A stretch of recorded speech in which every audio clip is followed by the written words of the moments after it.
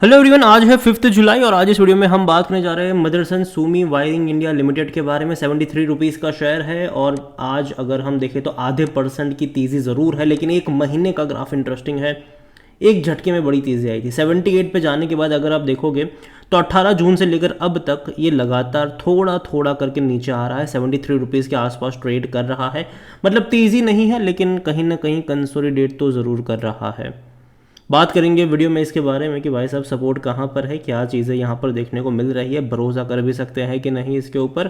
तो देखिए, वीडियो को शुरू करो उससे पहले अगर आपने अभी तक चैनल को सब्सक्राइब नहीं किया है तो प्लीज़ अभी इसे सब्सक्राइब कर लीजिए, क्योंकि आगे भी बहुत सारे वीडियोज़ हैं जो आपको काफ़ी ज़्यादा हेल्प करेंगे। तो 73 रुपीज़ का प्राइस है मदरसन सुमी वायरिंग का और एक महीने में तेज़ी है मतलब यहाँ पर। और एक साल की अगर हम बात करें तो 25% की तेज़ी, लेकिन ग्राफ इंटरेस्टिंग है। देखो, जब भी तेज़ी आई है एक झटके में आई है, बाद में लगातार गिरा, फिर थोड़ा थोड़ा करके ऊपर भागा, फिर एक झटके में तेज़ी आई, फिर एक झटके में गिरावट भी आई। और आप देख सकते हो कि ये ग्राफ अब दोबारा उसी तरीके से जाता नज़र आ रहा है कि 64 रुपीज़ से लगातार भागकर 78 पे गया। अब थोड़ा थोड़ा करके नीचे आ रहा है, थोड़ा थोड़ा करके नीचे डेफिनेटली ये आ रहा है। और अभी भी अगर आप 78 रुपीज़ से अगर आप काउंट करते हो तो यहाँ पर जो गिरावट है वो 10% की भी नहीं है। तो कहीं ना कहीं अभी और फर्दर 5-6% का डिक्लाइन यहाँ पर ज़रूरी है। और उसके बाद कहीं ना कहीं मुझे लगता है कि जो सपोर्ट यहाँ पर है वो 65 से लेकर 70 रुपये के बीच में बनना चाहिए। वो एक सपोर्ट लेवल यहाँ पर ज़रूर बनना चाहिए, ये मेरा मानना है। और जहाँ तक वॉल्यूम्स देखें आज तो 35 लाख से भी ज़्यादा के शेयर्स यहाँ पर ट्रेड होते नजर आए। और इसका जो ऑल टाइम हाई था वो 80 रुपये का था, लो तकरीबन 40 के करीब का था। मार्केट कैप इसका 32,000 करोड़ से भी ज़्यादा का देखने को मिल रहा है। कंपनी के बारे में अगर हम बात करें तो यहाँ पर एमकी ग्लोबल ने बाय कॉल दिया था यहाँ पर, हालांकि ये मई महीने की बात है और टारगेट प्राइस 80 रुपये का दिया हुआ था। कंपनी में according to Moneycontrol user बेचने की बात कोई भी नहीं कर रहा है। 50% लोग कह रहे खरीदारी करो, 50% लोग कह रहे होल्ड करो यहाँ पर। और मेरा भी वही मानना है। देखो, मैं बेचने की बात नहीं करूँगा इस कंपनी में, लेकिन यहाँ पर जहाँ तक एंट्री की बात आती है, जैसे कि मैंने कहा कि अभी पिछले कुछ टाइम से गिरावट चल रही है और जब भी गिरावट आती है वो 5-6% की गिरावट नहीं आती है। यहाँ पर जब भी गिरावट आई है 15-16% की गिरावट कम से कम आई है। तो अभी फर्दर और अगर यहाँ पर 7-8% का डिक्लाइन आता है तब जाकर यहाँ पर मौके बन सकते हैं। 65 से 70 रुपये का लेवल मेरे हिसाब से देखने लायक हो सकता है। और जहाँ तक इनके डिविडेंड के बारे में बात करी जाए तो मतलब 65 पैसा पर शेयर का डिविडेंड पिछले साल इसने पे करा था। और इस बार के जब नंबर्स आए तो साथ साथ डिविडेंड भी अनाउंस करा और इस बार 70 पैसा पर शेयर का डिविडेंड इन्होंने अनाउंस करा हुआ है। और देखिए, ये कंपनी जो पहले मदरसन सुमी का ही पार्ट हुआ करती थी, बाद में जिस किसी के पास इस कंपनी के शेयर्स थे उसको इस कंपनी के भी शेयर्स मिले जब ये अलग हुआ, डीमर्ज हुआ। और डीमर्ज होते ही इसने बोनस भी दे दिया था। 2022 में ये कंपनी अलग हुई थी और उसी साल इसने मतलब बोनस भी दे दिया था और प्राइस थोड़ा सा और एडजस्ट हो गया।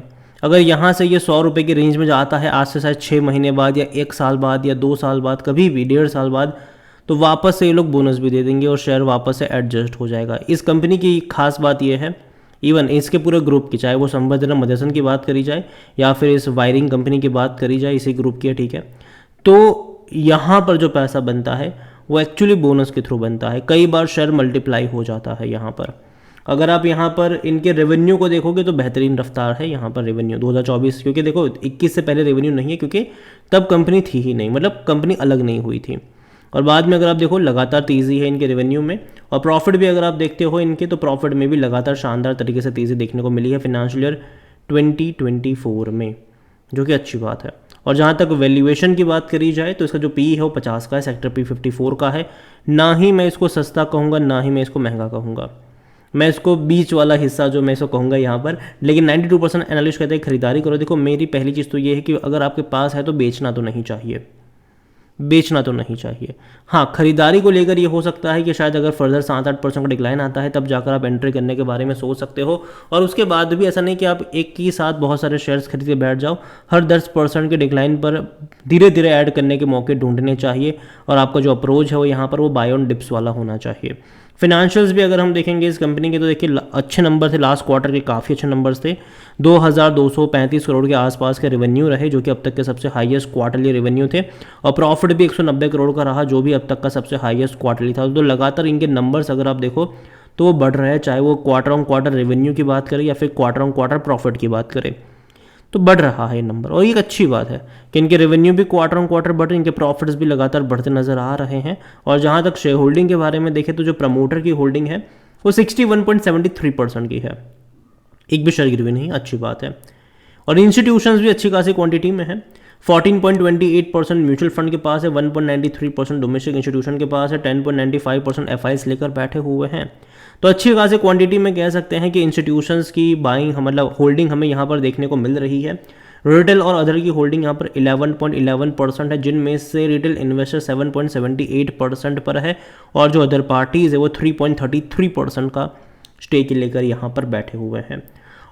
और बीच में जब इनके मतलब इस कंपनी के मैनेजमेंट से बात करी गई थी तो मैनेजमेंट ने ये भी बोला था कि भले ही अगर इनके रॉ मटेरियल वगैरह की कीमतें बढ़ रही है, लेकिन फिर भी इस कंपनी के जो प्रॉफिट्स है वो लगातार बढ़ते हुए हमें नज़र आने वाले हैं, ये उन्होंने कहा था।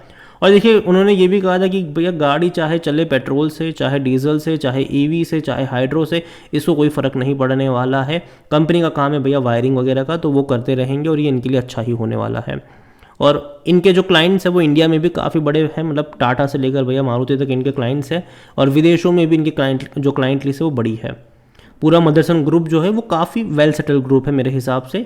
और जहाँ तक मैं इसका ग्राफ देख रहा हूँ तो कहीं ना कहीं एक बड़ी रफ्तार के बाद ये बीच बीच में करेक्शन दिखाए हैं, लेकिन अगर आप इसका ग्राफ ऑब्जर्व करते हो 46 रुपीज़ का जो गिरावट है तो उसके बाद अगर आप देखो तो एक लगातार अपवर्ड ट्रिजेक्टरी शो कर रहा है। लेकिन हाँ, बीच में करेक्शन आते हैं, ठीक है, जैसे कि यहाँ पर 66 के बाद जाने के बाद ये 58 पर भी आया था, वापस 72 पे जाने के बाद ये 62 पर भी आया था, तो फिर से तेज़ी बनी, यहाँ पर 78 पे गया था, वापस यहाँ से कोशिश कर रहा है ये 65 के करीब जाने की। लेकिन वहाँ पर मुझे लगता है कि सपोर्ट एक बेस जो है वो बनना चाहिए और तेज़ी जो है वो वहाँ से लौटनी चाहिए। वो लेवल इंपॉर्टेंट होगा, 65 से 70 रुपये का लेवल इंपॉर्टेंट हो मतलब है यहाँ पर। उसके बाद एक स्ट्रॉन्ग सपोर्ट जो है वो मेरे हिसाब से 60 रुपये के आसपास देखने को मिलेगा।